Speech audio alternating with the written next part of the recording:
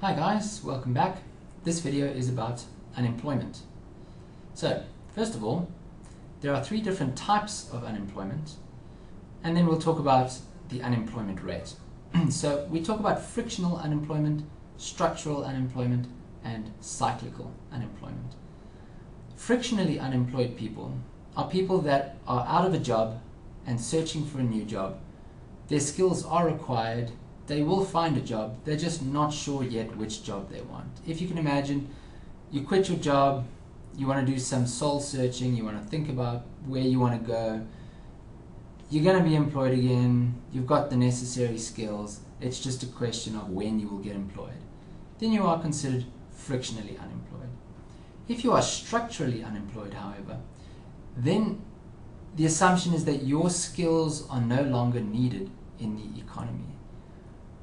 As a sort of ridiculous example, let's say you were a blacksmith making horseshoes. There was probably a lot more work for blacksmiths in the early 1900s than what there is today, I'm guessing. In other words, as the structure of the economy changes, so the skill set that is required by people changes, and sometimes industries go out of business. So if you were someone that knew how to make, those big LP records, those huge things your parents used to put on the record player with a needle that goes round and round, if you're an expert at making those, you probably don't have a job at the moment, and you are structurally unemployed. You will actually have to go and do training before you will have the skills necessary to do another job. If you are cyclically unemployed, what that implies is that you are employable, you have the skills, but for some reason there isn't enough economic activity happening for anyone to employ you. In other words, you go and apply for a job and people say things like, I'd love to employ you, but business just isn't good enough at the moment. Then you are considered cyclically unemployed. In other words, cyclical unemployment happens when we are below full employment. So again, this full employment idea, I'm going to come back to that now. We're going to develop it in a moment. So we talk about the natural rate of unemployment. The natural rate of unemployment happens when we are at full employment. We are at full employment when we are producing at a quantity of output which is equivalent to our potential output. If you remember that picture that we saw in the previous slides, right? This red line gives us our potential. This is what happens when we are fully employed. So if the actual output which we are producing, which is this blue amount, is the same as the amount that, let's say, we should be producing, which is potential GDP, then we are fully employed. But even though we are fully employed, that doesn't mean that there is no unemployment, right? Hence, even though we are at full employment, we still have some unemployment, which we call the natural rate of unemployment. So in other words, it might be that even at full employment, we have 5% of our population unemployed. Why are these guys unemployed? Well, even at full employment, we still have frictional unemployment and we still have structural unemployment. So these two types of unemployment are always present in the economy. The only one that isn't always present is cyclical unemployment. Cyclical unemployment essentially happens when we are below potential GDP. This is when our unemployment rate goes up, and this is when we have cyclical unemployment.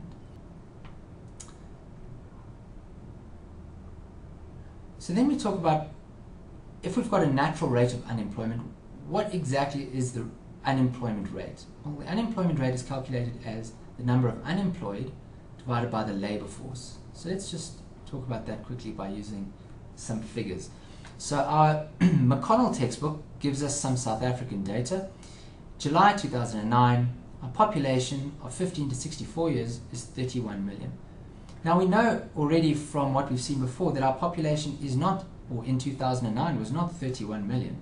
If we go back to our other pictures in the previous part of our mind map, remember when we looked at this data? In 2009, right, these were our mid-year population estimates in 2009, our population was 49 million.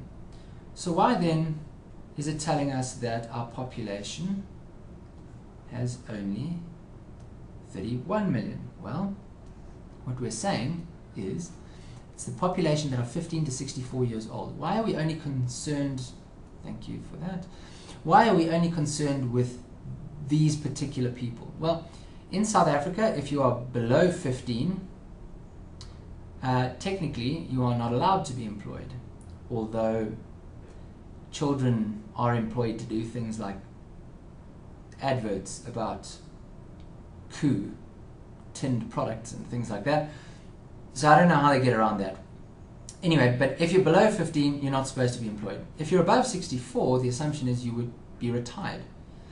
Obviously, there are some people above 64 who are employed, and there are some people below 15 who are employed. But in general, the people that would be employed in our economy are between the ages of 15 and 64. Therefore, the population that can be employed is 31 million. Of that 31 million, and this is where this table is not very clear in my mind, of this 31 million, we have what is called the labor force, which is 17,000, and the not economically active, which is 14,000. So 14,000 plus 17,000 makes up the working age population of 31 million. What do we mean by not economically active? Well, you guys watching this video, if you're in the class, are between the ages of 15 and 64, so you are part of the working age population, but you are not working, you are studying. You are not economically active. Therefore, you form part of this 14 million people, right? Which means that those that can work of the population, the working age population, those who are able to work, are only 17 million. Of those 17 million, what we found in 2009 is that nearly 13 million were employed and 4 million were unemployed. So when we come to our unemployment rate of almost 25%, which in global terms is huge, 25% means 4 million, right, of our 17 million are not employed, right? So if we go back and look at that equation, unemployed divided by labor force. In other words, another word for labor force is economically active. 4 million of 17 million are not employed. Is that a good reflection of the number of people in our country not working? Maybe a better indication is how many people are employed divided by the total number of people that could be working.